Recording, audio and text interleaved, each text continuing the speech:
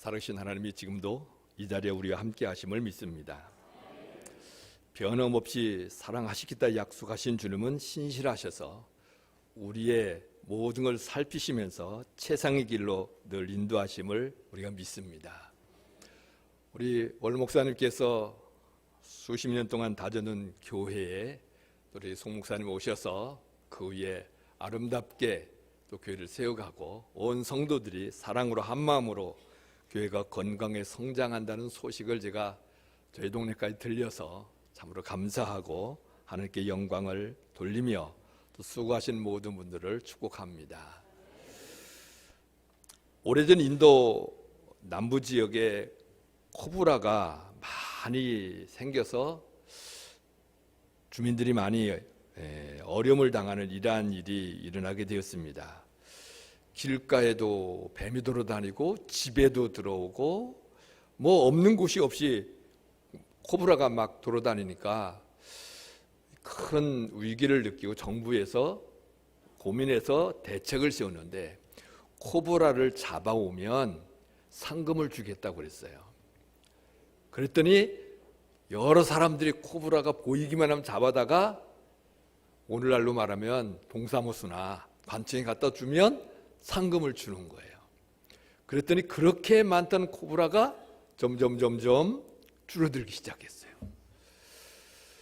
그런데 이 코브라 잡는 재미가 들리니까 코브라 잡는 사냥꾼이 생겨났어요. 전문적으로 아예 코브라를 잡으러 다녀야 되겠다 하고 그런 사람도 생겨났는데 어쨌든 코브라가 쭉 줄어들다가 어느 때가 되니까 더 이상 줄어들질 않은 거예요. 계속 나오는 거예요. 코브라가. 이게 왜 그렇지? 원인이 뭔지 살펴봤더니 조사를 해봤더니 글쎄 코브라 이 사냥꾼들이 코브라를 집에서 키우는 거예요. 왜 키울까요? 돈 받으려고. 그렇게 줄질 않고 계속 키워서 돈 받고 키워서 돈 받고 그러고 있는 거예요. 무엇이 문제일까요? 이 사람이 코브라 사냥꾼이 왜 정부에서 코브라를 가져오면 돈을 주는지 그 이유를 모르는 거예요. 백성이 안전하게 아이들이 위험하지 않게 좋은 이런 분위기 속에서 성장하고 자라갈 수 있도록 국민이 생활할 수 있도록 그렇게 하기 위하여 코브라를 잡기 위한 돈을 줬는데 이제 나중에는 그것을 돈벌이로 생각하고 코브라를 키우고 갖다 놓더라는 이야기죠. 본래 의도를 놓친 거예요. 본질을 놓치고 엉뚱한 걸 붙잡고 살아가고 있는 것이죠. 우리가 신앙생활할 때 진짜 중요한 본질이 무엇인가 그걸 제대로 알고 붙잡지 않으면 덜 중요하고 어떤 목적을 위한 임시로 만들어 놓은 걸 가지고 그것에 목숨 걸고 애쓰다가 본질을 놓치고 하는 이러한 부분들이 우리 안에 생길 수가 있습니다. 그렇기 때문에 오늘은 신앙생활의 핵심이 무엇인지 그 부분을 함께 나누면서 은혜를 받고자 합니다. 오늘 본문 18절 보시면 이렇게 기록되어 있습니다. 이로써 그리스도를 섬기는 자는 하나님을 기쁘시게 하며 사람에게도 칭찬을 받느니라. 그리스도를 섬기는 자 그렇게 나와 있습니다. 그리스도를 섬겨야 되는 이유가 있겠죠? 왜 우리는 그리스도를 섬겨야 돼요? 그리스도란 말이 무슨 뜻이에요? 그리스도란 말은 기름 부음을 받은 자 이런 뜻인데 예수님에게 그리스도라 이렇게 지칭이 붙었어요. 그리스도란 말은 윤석열 대통령 하면 대통령이라는 것은 앞에 사람이 바뀌어도 계속 있죠. 그런데 이 그리스도라는 말은 대통령과 같이 이 직분, 해 가야 될 임무 그걸 가르치는 것이고 예수라는 이름은 예수님의 이제 본래 이름 그렇게 됩니다. 그리스도를 섬기는 일에 있어서 우리 모두 다가 그에 동의하고 가야 되는데 어떤 사람은 왜지? 이렇게 생각할 수도 있습니다. 성경에서는 말씀하십니다. 예수를 주라 고백하지 않은 사람은 구원받은 사람이 아니고 로마서 10장 9절에 보면 예수를 주로 고백하고 그분이 죽으셨다가 다시 사심을 믿으면 구원을 받으리라 그랬어요. 구원은 누가 받느냐? 예수님이 주인이 되시고 그분이 죽으셨다가 다시 사셨는데 나를 위하여 죽으셨다가 사셨다는 이 사실을 마음에 받아들이면, 믿으면 구원을 받습니다. 이렇게 구원받은 백성은 하나님을 경외하고 섬기며 그리스도를 주라 고백했기 때문에 주인으로 섬김에 가는 것입니다. 로마서 14장 1절부터 쭉 23절까지 한 주제를 가지고 쓰는데 그 가운데 7절로 9절에 보면 이렇게 말씀하고 있습니다. 우리 중에 누구든지 자기를 위하여 사는 자도 없고 자기를 위하여 죽는 자도 없도다. 우리가 살아도 주를 위하여 살고 죽어도 주를 위하여 죽나니 그러므로 사나 죽으나 우리가 주의 것이로다. 이를 위하여 그리스도께서 죽었다가 다시 살아나셨으니 곧 죽은 자와 산 자의 주가 되려 하심이라. 우리 주님이 죽으셨다가 다시 살아나신 이유는 죽은 자와 산 자의 주인이 되시기 위해서 그와 같은 구속을 이루셨다, 이렇게 말씀해 주셨습니다. 그래서 예수를 주님이라고 고백하며 구원받고 구원받은 백성은 그리스도를 섬기는 것이 지극히 마땅한 거예요.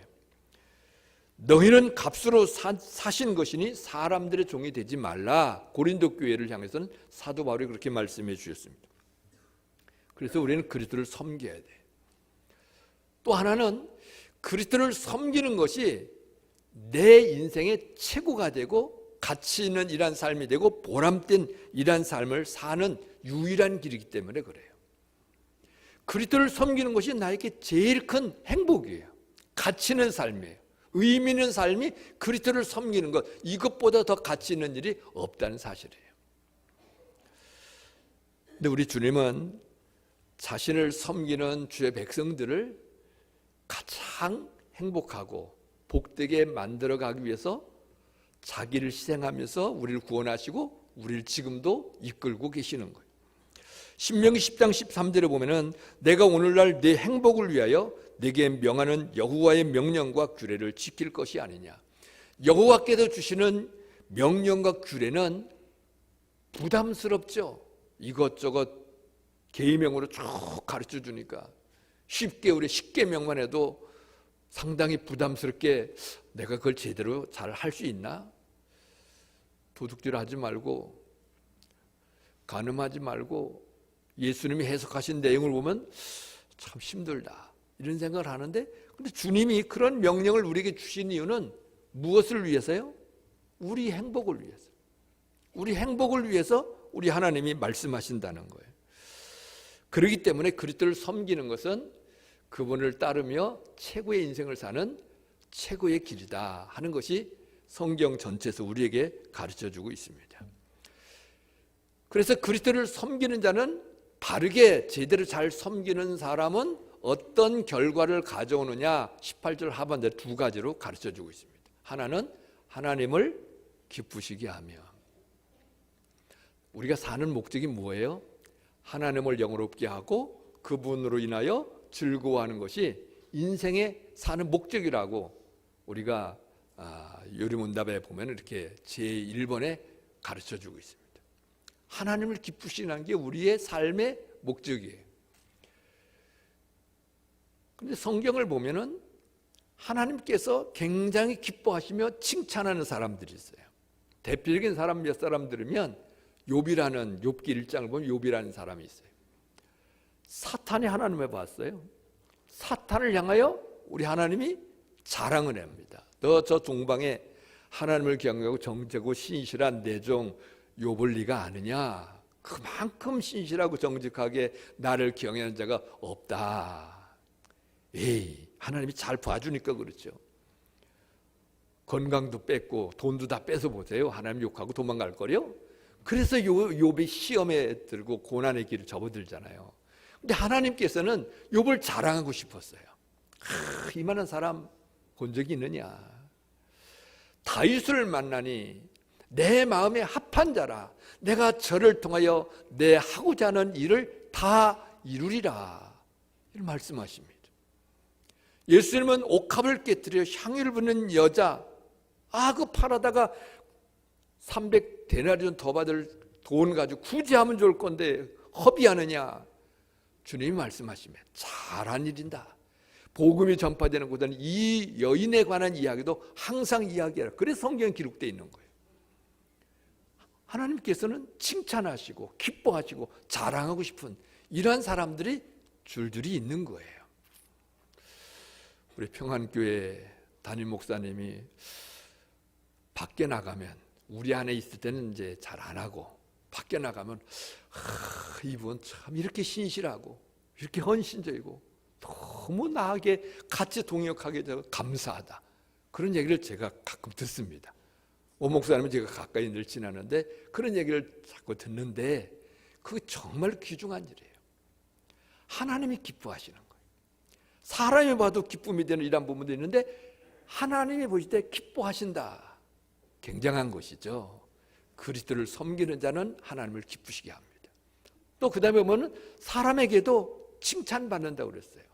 여기 말하고 있는 사람은 교회 안에 들어와 있는 사람만을 가리키는 것이 아니라 내가 일상생활하는 주위에 있는 사람들 전체를 가리키는 말이에요. 직장 가면, 회사 가면 거기서도 칭찬을 받고, 교회에 오면 교회에서도 칭찬을 받고, 가정에 가면 가정에서 칭찬받는, 그리스도를 잘 섬기는 사람은 그와같이 된다는 거예요. 어떤 사람은요, 교회에 와서는 인기가 좋아요. 칭찬도 받고 아주 잘하는데 사회에 나가서, 회사 가서는 예면당해요. 어떤 사람은 회사 사회에서는 아주 인기도 좋고 사랑받고 존중받는데 교회에 와서는 그렇지 못한 사람도 있어요. 여기서 말씀하고 있는 그 내용은 가정이나 교회나 사회나 어디 가서도 칭찬받는 이런 사람이 된다는 거예요. 교회 일꾼을 세울 때는 사람들에게 칭찬받고 인정받는 이런 사람을 세우라고 그러죠. 교회 안의 식구가 아니에요. 사회에서도 인정받고 교회에서도 인정받는 이런 사람을 교회 지도자로, 일꾼으로 세우라. 성경은 원리가 그렇게 우리에게 가르쳐주고 있습니다. 그래서 그리스도를 섬기는 자는 하나님도 기뻐하시고 사람들도 행복하고 칭찬하는 이러한 자리로 가게 됨을 가르쳐주고 있습니다. 물론 아무리 그리스도를 잘 섬기는 사람도 세상 나가서는 비난받고 어려움을 당하게 만드는 이런 사람들이 있어요. 그 이유는 세상이 하나님을 모르기 때문에, 또 세상이 사단에 속하여 하나님께 속한 자를 대적하는 이 관계 때문에 핍박과 어려움이 있어요. 그런 부분을 제외하고 일반적으로는 칭찬받는 이런 자로 가게 되는 것이죠. 그리스도를 잘 섬기면 최고의 인생이 되는 거예요. 문제는 내가 그리스도를 어떻게 섬길 거냐는 거죠. 섬긴다고 이렇게 말씀해 주는데 어떻게 하는 것이 그리스도를 섬기느냐 하는 거예요. 이미 하고 오신 이런 부분이 있겠습니다만은 오늘 본문에서 가르치는 세 가지로 그 부분을 좀 설명을 드리고자 합니다. 물론 여기 제가 말씀드린 세 가지가 다는 아니에요. 그리스도를 섬기는 길, 하나님을 섬기는 길 중에는 기도하는 것도 주님을 섬기는 거예요. 하나님을 경외하고 섬기는 것이고요. 헌금하는 것도 주님을 섬기는 것이고요. 찬양하며 찬양의 제사를 드리는 것도 하나님께 대한 예배요 섬김이 되어집니다. 근데 그런 부분도 여러 가지가 있지만 오늘 본문 속에서 그리스도를 섬기는 그 원리, 그 세 가지를 우리가 살피고자 하는 것이죠. 18절 앞에 보면은 이로써라고 이렇게 기록되어 있어요. 이로써란 말은 앞에 있는 내용을 받아서 그것이 이렇게 그리스도 섬기는 자는 이런 결과가 있다, 이렇게 표현하고 있는 거예요. 그래서 멀리 보면 13절부터고 가까이 보면 17절의 내용이에요. 그 17절만 봅니다. 17절을 한번 같이 읽어볼까요? 시작. 하나님 나라는 먹는 것과 마시는 것이 아니요 오직 성령 안에 있는 의와 평강과 희락이라. 하나님 나라라고 들어보셨죠? 우리는 대한민국 안에 살고 있습니다. 동시에 우리는 하나님 나라 백성이에요. 하나님 나라라는 말은 이미와 아직이라는 의미로 학자들이 설명해요. 그 말은, 아직이란 말은 우리 주 예수님이 재림에 오셔서 이 땅에는 죄를 다 없애고 이 땅에 있는 모든 악을 다 없애고 사탄을 다 심판하고 하나님 백성들만 완전한 삶을, 에덴 동산보다 더 완벽한 삶을 살게 하시는 그것이 완성될 때를 가르쳐서 하나님 나라가 이제는 완성되었다, 이루어졌다 이렇게 표현해요. 그런 의미에서는 아직 하나님 나라가 우리에게 왔어요, 안 왔어요? 그런 의미는 아직 안 왔어요. 언제 와요? 우리 주님이 재림에 오시는 날이에요. 그런데 또 다른 의미의 하나님 나라가 있는데, 하나님의 나라의 중요한 개념이 통치라는 의미예요. 통치. 누구의 통치를 받느냐? 한국에 와 살아도 미국의 통치를 받는 미국 대사관은 미국 시민권을 가지고 미국 사람이고 미국의 통치를 받아요. 우리는 이 대한민국에 살지만 하나님 나라의 통치를 받으면 하나님 나라가 내 안에 온 거예요. 하나님 나라가 지금 이 자리에 온 거예요. 임한 거예요. 회개하라, 천국이 가까이 왔느니라. 하나님의 나라가 왔다, 가까이 왔다. 그렇게 세례 요한이 예수님이 사역 초기에 그렇게 선포하고 다녔어요. 하나님의 나라는 지금 이 자리에 이루어지고 성취되는 그것을 여기 오늘 본문은 말씀하고 있다는 것이죠. 그럼 하나님 나라가 뭐냐? 하나님 나라는 먹는 것과 마시는 것이 아니에요. 요 한 절만 놓고 보면 오해가 생길 수 있어요. 먹는 것, 마시는 것, 그럼 먹고 사는 문제, 경제 문제 중요하죠. 거기에 올인해서 우리가 잘 살기 위해 애를 쓰고 가는 수많은 사람들이 있는데 이렇게 생각할 수 있습니다. 그런 의미로 우리가 1차로 생각해 볼 수는 있어요. 물론 문맥 속에서는 먹는 것, 마시는 것은 교회 안에서 음식을 먹느냐 마느냐 이런 부분 가지고 살피는 문제인데, 어쨌거나 교회 안에서 갈등하고 여러 가지 힘들어하는 이런 부분, 쉽게 말하면 그거 중요한 게 아니다, 그거 아니다, 그걸 뛰어넘어야 된다, 그렇게 말씀하신대요. 그러면 먹는 것과 마시는 것이 아니에요. 오직 성령 안에 있는 의와 평강과 희락, 이 세 가지가 성취되고 이루어지면 하나님 나라가 충만한 일한 가운데 있는 것이다, 이런 의미예요. 의가 뭐예요? 의란 말은 옳을 의자 써서 바르게 사는 것, 바른 삶, 여기 바른 생활, 바른 교회 중요하죠. 생각나서 말씀드립니다. 바른 교회는 어떤 교회를 바른 교회라고 말하면 그리스도가 중심이 된 교회가 바른 교회예요. 목사님이 중심이 아니라 그리스도가 중심, 장로님이 중심이 아니라 그리스도가 중심이 되는 교회가 바른 교회예요. 바른 생활은 뭐냐? 올바르게 살아가는 이러한 부분이 아니라 성령 충만한 생활을 바른 생활이라고 저거 만드신 분이 그렇게 저한테 설명해 주셨어요. 바른 신학, 바른 교회, 바른 생활, 의미를 제대로 알고 우리가 접근할 수 있어야 될 것 같아서 말씀을 드립니다. 의라고 하는 것은 하나님 말씀을 따라 걸어가는 것이 의예요. 말씀대로 순종하고 실천하는 이것이 의라는 말이죠. 그런데 말씀을 잘 순종하고 지키며 가면 어떤 결과가 초점이 맞춰서 완성되느냐 하면은 사랑이란 단어로 완성이 됩니다. 서기관에 와서 예수님께 질문했습니다. 구약에는 모든 율법의 가장 으뜸이 뭡니까? 중요한 게 뭡니까? 그랬더니 예수님 말씀하셨죠. 첫째는 네 하나님을 사랑하라고 하신 말씀 따라 하나님을 사랑하는 것이고, 둘째도 그와 같으니 네 이웃을 내 몸과 같이 사랑하라 하신 것이라고 했어요. 결국 의라고 하는 것은 말씀을 지켜가는, 바르게 지켜가는 일하는 길인데 그 결과의 그 핵심은 사랑하며 사는 거예요. 의라고 하는 건 결국 실제적인 우리말로 표현하면 사랑하며 가는 삶을 말합니다. 하나님 나라는 사랑하며 사는 삶이에요. 또 하나는 그 다음에 뭐라 그랬어요? 평강. 평강이라는 말은 평안함과 강건함을 말해요.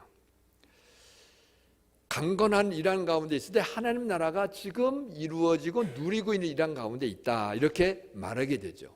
물론 이런 부분이 있습니다.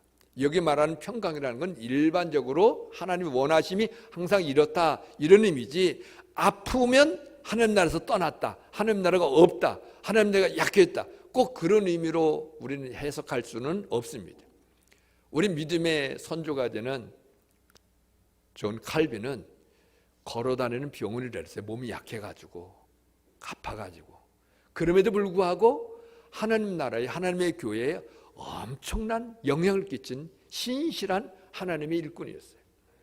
아프다고 하나님 나라가 없다 이렇게 말할 수는 없습니다.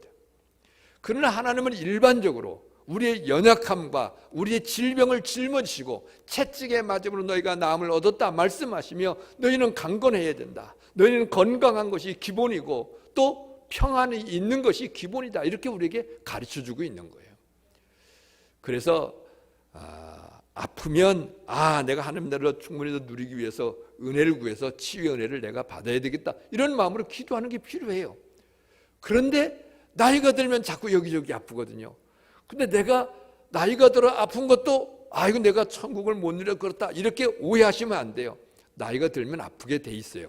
기계가 오래 쓰면 고장나듯 그 이유는 천국 사모하며 살라고 우리에게 가르쳐주는 거예요. 어쨌거나 평강을 누리며 사는 것이 하나님 나라예요. 마지막 또 하나는 희락을 해요. 희락이라는 말은 기쁨이라는 말이에요. 기쁨이 솟아나는 거예요. 힘들고 어려워도 속에서부터 기쁨이 솟아나는 거예요. 강 같은 내게 기쁨, 평안 이렇게 솟아나는 것이죠. 일적으로 환경이 어려우면 속에 기쁨이 싹 사라지면 하나님이 주신 것이 아니에요. 하나님 나라의 기쁨은 세상에서 돌이 날아와도 어려움이 막 몰아쳐도 힘들어서 인상을 쓰고 가면서 속에서는 기쁨이 솟아나는 거예요. 그 사람이 스데반이에요. 돌에 맞으면서도 얼굴은 어땠다고 그랬어요? 천사와 같았다고 그랬어요. 왜 그렇게 가능해? 그게 속에서부터 기쁨이 솟아나서 매를 맞으면서도 하나님이 주신 하나님 나라의 비밀을 알고 속에도 기쁨이 솟아나는 거예요. 그러면 여쭤봅니다.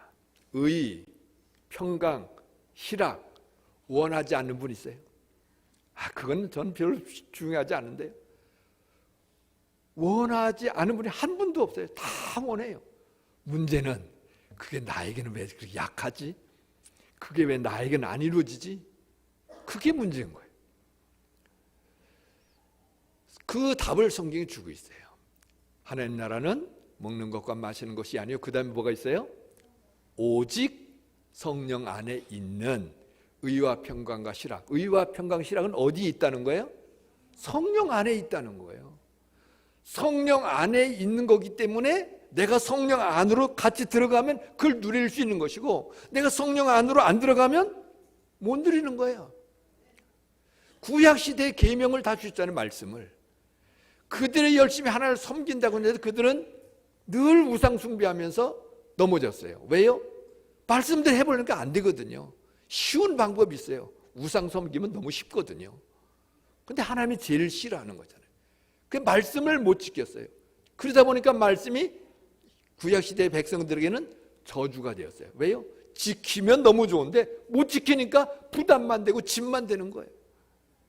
그런데 그 율법을 로마서 8장 1절에 보면 생명의 성령의 법이 우리가 힘이 감당치 못된 율법을 다 성취하게 만들어준다 그랬어요.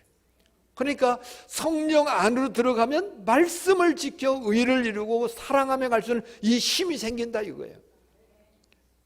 여러분 성령 안에 있는 그 앞에 오직이라는 단어가 있어요. 오직이라는 말은 유일하다는 말이에요. 다른 대안이 없다 이런 말이에요. 하나님 나라를 진짜 누리고 싶으면 성령 안으로 들어가 있지 않으면 절대로 누리지 못한다. 그걸 말씀해 주고 있는 거예요. 그럼 성령 안에 들어가 있는 게 뭐예요? 다른 말로 바꿔 말하면 성령 충만하라는 거예요.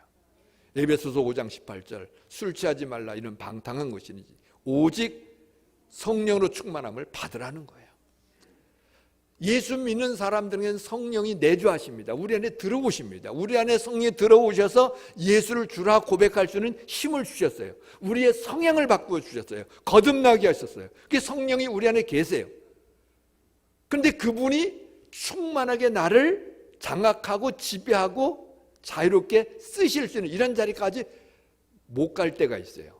우리가 불순종하고 집 가운데 살고 그렇게 되면 하나님 앞에 나가지 않으면 우리가 오염돼서 이 성령께서 자유롭게 활동을 못하세요. 우리에게 기쁨이 넘치게 해주고 싶은데 그게 안 이루어지는 거예요. 오히려 근심하는 이런 자로 가게 된다는 거예요. 그러니까 우리는 성령 충만을 늘 사모해야 돼요. 그게 바른 생활이에요. 그리스도인의 바른 생활이 뭐냐? 성령 충만한 생활. 그게 의와 평강 희락을 내가 누리는 거예요. 저 사람 뭔가 달라. 돈도 나보다 더 못 버는데 맨날 싱글벙글 정신이 좀 나갔나? 그래도 늘 봐도 변함없이 기쁨이 넘치면 뭔가 다른 게 있는가 봐. 비밀 좀 나 좀 알려줄 수 없어? 그래서 복음이 들어가는 거예요. 성령 충만하기 위해서는요, 기본적으로 예수 믿어야 되고요, 두 번째로는 죄를 회개하고 죄를 자꾸 버려야 되고요, 그 다음엔 기도해야 되고요, 순종하고 가야 돼요. 그게 가장 핵심이에요. 그러면 뭐가 이루어져요? 하나님 나라를 누리는 자리로 가는 거예요. 설교 후에 부르겠습니다마는 초막이나 궁궐이나 내 주 예수 모신 곳은 그어지나 하늘나라가 돼야죠. 우리는 찬송도 잘 부르고 고백도 잘하는데 얼굴이나 속마음은 전혀 그렇지 못한 이유는 딱 하나예요. 성령 안에 거하지 않기 때문에 그래요. 근데 성령 안에 거하면 진짜 행복하고 기쁨이 넘치고 세상 사람이 봐도 저 사람 달라져서 이렇게 말한 자리로 가게 되죠. 그러면 나에게는 최고의 행복이 있어요. 하나님께서 그리스도를 섬기는 자들에게 요구하는 첫 번째는 밖에 나가서 뭘 하기 이전에 우리 내면에 천국을 먼저 이루는 것, 그게 내 자신이 먼저 행복해지고 기쁨이 충만한 이런 자리에 가는 것, 그게 우선이다 이렇게 말씀하는 거예요. 자녀를 키워서 시집을 보내고 장가를 보내요.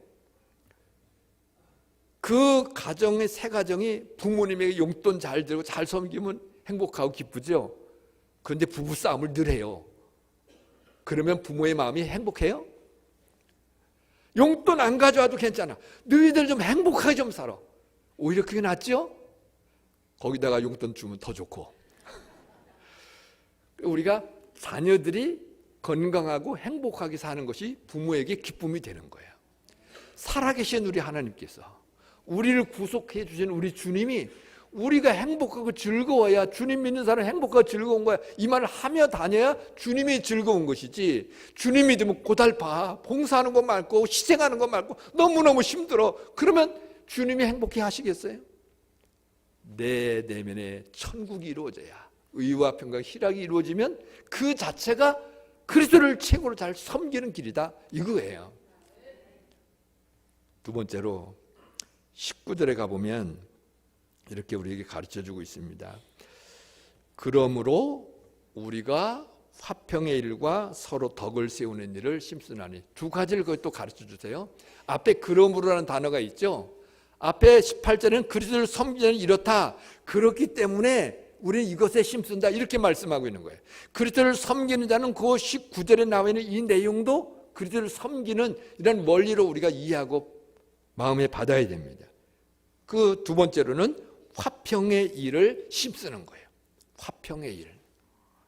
사실은 사도 바울이 로마서 14장을 기록할 1절부터 23절까지 이 화평의 일을 염두에 두고 쭉 기록해 가고 있는 거예요. 왜냐하면 교회 안에 좀 문제가 있거든요.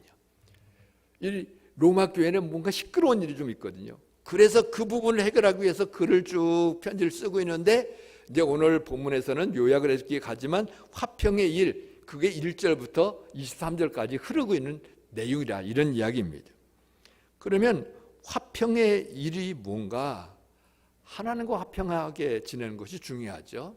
그리고 사람과 사람, 성도와 성도가 화평한 일한 가운데 살아야 된다는 것이죠. 어떤 사람이 같이 모여서 있는데 오면은 시끄러워지고 분위기가 안 좋아지는 이런 사람이 있어요. 냉랭하고 좀 안 좋은 분위기 속에도 어떤 사람이 쑥 들어오면 그 분위기가 싹 바뀌어요. 즐겁고 편안하고 행복하고 웃고 갈 수 있는. 그렇죠. 여러분도 교회에서 살다 보면은 어떤 사람이 오면 막 분위기가 밝아지는데 어떤 사람이 오면 분위기가 좀 어두워지고 그래요. 그런데 어두워지는 사람이 아니라 오면은 밝아지고 기쁨이 있고 서로서로 좋아지는 이런 일을 심쓰면서 가라, 이런 얘기예요. 그런 일을 위해서 1절부터 쭉 보면 몇 가지를 가르쳐주고 있는데, 그 하나는 비판하지 말라는 거예요. 특별히 연약하다고 비판하지 말라는 거예요. 연약하다는 것은 모른다는 것이고 아직 미숙하다 이런 말이에요. 그런 사람을 비판하지 말라. 하나님이 그 사람도 구원해 주고 나도 구원해 주셨는데 네가 비판할 자격이 없다. 나중에 너 비판하고자 하는 건 네 입으로 다 하나님 앞에 직구하게 될 것이고 그 모든 말과 행동에 따라서 하나님 앞에 평가받을 것이다. 11절 12절은 그렇게 말씀하고 있습니다. 비판하지 말라. 그렇게 우리에게 가르쳐주고 있죠. 또 13절에 보면 이런 말씀하고 있습니다. 그런즉 우리가 다시는 서로 비판하지 말고, 그리고 적극적인 걸 말합니다. 도리어 부딪힐 것이나 거칠 것을 형제 앞에 두지 아니하도록 주의하라. 거칠 것이나 부딪힐 것 이런 것을 좀 치워줘라 이렇게 말하고 있어요. 신앙생활에서 교회에 왔는데 교회 와서 신앙생활하다가 거쳐 넘어지는 사람이 종종 있어요. 누구 때문에 넘어져요? 첫 번째, 예수님 때문에 넘어진다. 두 번째, 사람 때문에 넘어진다. 누구 때문에 넘어져요? 교회와 오래 먼저 믿는 사람들 때문에 넘어질 때가 많아요. 세상에 나가서도 예수님 싫다는 사람은 한 사람도 없어요. 마귀 쫓아다니는 사람 아니다면은. 누구 때문에 교회 가기 싫냐면 교회에 다니는 누구 꼴보기 싫어서 안 간다고. 그런 얘기를 해요. 거치는 자죠. 신앙이 약한 사람은 넘어지기가 더 쉬워요. 새로 오신 분들은 여러분이 잘 배려해 주셔야 돼요. 교회에서 점심 식사 준비하신다고요? 교회 점심 같이 드시나요? 예배 마치면? 예. 그때 꼭 새 가족을 모시고 가셔야 돼요. 오래된 분은 오지 말라 해도 내 밥 어디서 하면서 와서 다 먹어도 초신자는 못 와요 거기. 그게 꼭 누군가 데리고 모시고 가야 돼요. 저는 목회하면서 새 가족이 오시면요 교회 인사하고 이제 먼저 인터뷰 같이 이제 이야기 좀 하고 그 다음에는 식당에 꼭 새 가족을 위한 식사를 따로 준비 딱 세팅해서 놨어요. 제가 가서 같이 밥 먹으면서 더 이야기를 하고 그래서 사귀고 그리고 말씀을 드리죠. 여기는 언제나 와 먹어도 되는데요. 다음 주부터는 자유롭게 오세요. 한번 와보면 또 쉽게 와요. 한 번도 안 와본 사람이 식당 찾아 밥 먹으러 가는 거 너무 머쓱하고 못해요. 그걸 배려하는 거예요. 배려. 다른 사람을 위한 배려. 이것이 바로 화평의 일을 심는 이란 원리예요. 주님처럼 희생하시면 돼요. 우리 예수님은 하나님과 우리 사람 사이가 원수된 상태였잖아요. 그런데 화목제물이 되셔서 하나님과 우리 사이를 화평하게 이끄셨어요. 십자가는 유대인과 이방인이 하나 되게 만들었어요. 엄청난 거예요. 지금도 유대인과 이 팔레스타인 그쪽 이스마엘 후손과 지금도 싸우고 있는데요. 그리스도 안에 가면 하나가 되고 통일이 되어져요. 우리 주님은 어떻게 그렇게 하셨느냐? 두 가지예요. 내려오시는 일과 희생하는 일이에요. 하늘 영광 자리 버리시고 가장 천안까지 내려오셨고 그 자기 권리, 자기 지위, 자기 그 힘 과시하거나 주장하지 않고 낮은 자리에서 희생하시니까 하나가 되는 거예요. 교회 희생하는 사람이 많으면 교회가 화목하게 되는 거예요. 옛날 어른들이 그래요. 교회는 싸우지 않고 갈등하지 않고 그 다툼이 없고 화평하기만 하면 교회는 자동 성장한다 그랬어요. 화평의 일을 힘쓰는 자가 되라 그랬어요.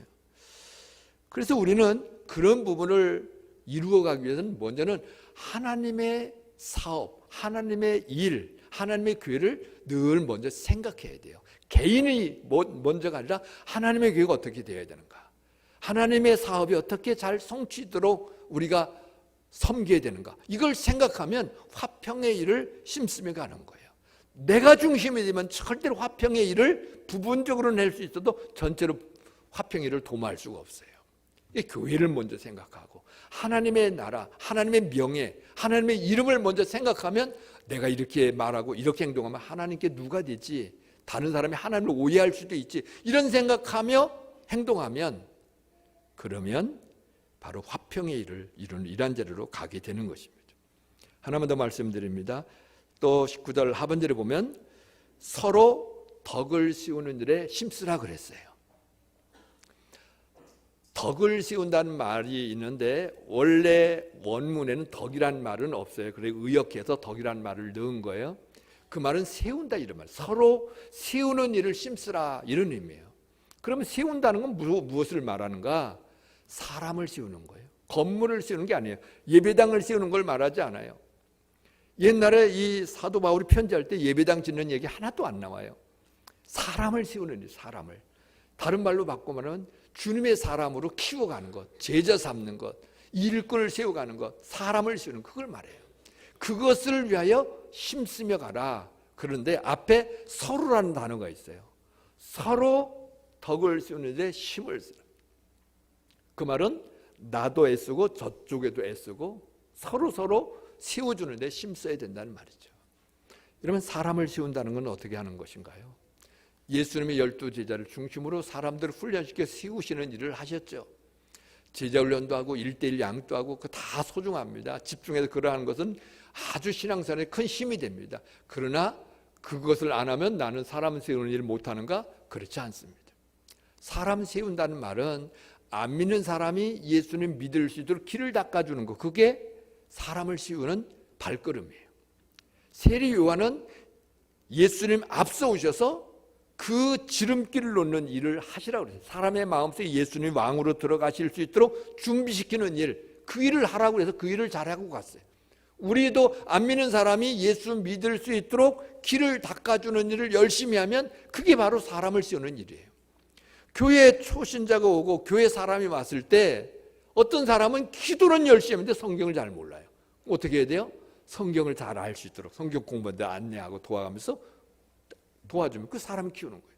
어떤 사람은 성경은 많이 읽어 잘 따라하는데 기도를 안 하고 기도를 못 해요. 그럼 기도를 잘 할 줄 돕는 거. 그게 바로 사람을 세워가는 거예요. 어느 땐 내가 잘했었는데 어느 땐 또 내가 또 안 돼요. 그러면 역으로 저 사람이 나를 또 도와줘야 돼요. 서로 사람이 함께 성장할 수 있도록 함께 자라갈 수 있도록 그렇게 힘쓰라는 거예요. 그게 그리스도를 섬기는 길이라는 거예요. 근데 이게 그리스도 섬기는 핵심인 거예요. 항상 성령 충만해서 의와 평강과 실학, 기쁨이 넘치는 이러한 삶을 내적으로 가지고 그리고 화평의 일, 화목하게 지내도록 친교를 잘하며 함께 갈 수 있도록 애를 쓰고 거기 멈추면 안 돼요. 거기에서 살펴서 믿음이 약한 사람을 자꾸 세워줄 수 있도록 자꾸 신앙이 성장할 수 있도록 돕는 것. 가장 중요한 본질이 신앙이 더불어 성장할 수 있도록 돕는 거예요. 주님 앞에 가면 내가 얼마나 성숙했는가, 주님의 형상을 이루었는가, 이거 가지고 평가받는 거예요. 그래서 이것이 그리스도를 섬기는 본질이다. 이런 부분을 마음에 두시고 천국을 날마다 누리셔서 누가 봐도 야, 평안교회 식구들은 뭐가 달라? 분위기가 달라? 어떻게 저렇게 기쁨으로 살까? 그렇게 세상으로부터 인정받고 그리고 만나면 화목하고 하하호호하며 웃고 기쁘고 연약한 자를 늘 챙겨서 붙잡아주면서 함께 세워주고 신앙이 성장해 갈 수 있도록 힘쓰는 이러한 사람. 다른 사람의 신앙을 성장할수록 도우면 역으로 나는 신앙이 낮아진다. 아니죠? 다른 사람의 신앙을 잘 도와 섬겨 잘하도록 하면 내 신앙은 더불어 더 자랍니다. 1:1 양육하면 양육자가 양육받는 사람보다 신앙이 더 잘 커요. 그게 원리예요. 그래서 우리가 함께 더불어 누구는 잘하고 누구는 안 잘하면 안 돼. 온 교회 함께 자라서 성숙한 교회, 위대한 일을 능히 해낼 만한 저력 있는 교회, 믿음의 소문이 퍼져가는 이러한 교회가 되기를 간절히 축원합니다. 기도드리겠습니다. 하나님 아버지 감사합니다. 주께서 그리스도를 섬길 수 있도록 구원하여 주셨고 최고의 인생길을 알려주셨고 그리스도를 섬기면서 그 안에 복을 누리도록 하셨사오니 날마다 하나님 나라를 누리게 하시고 화평의 일을 심쓰며 서로를 세워가는 아름다움이 온 교회 안에 구석구석에서 이루어져 갈 수 있도록 은혜를 베풀어 주옵소서. 세우신 우리 송 목사님을 강건하게 하시고 지혜와 총명과 영적 권능을 더하여 주셔서 강단에서 선포된 말씀이 모든 주의 백성들 성도들의 능력이 되고 삶이 되고 힘이 되어져 갈 수 있도록 은혜 위에 은혜를 더하여 주시고 원로 목사님과 모든 장로님들과 모든 교회 일꾼들이 하나님의 기쁨이 되는 복된 교회가 되도록 선하게 인도하여 주옵소서. 예수님의 이름으로 감사하며 기도드리옵나이다. 아멘.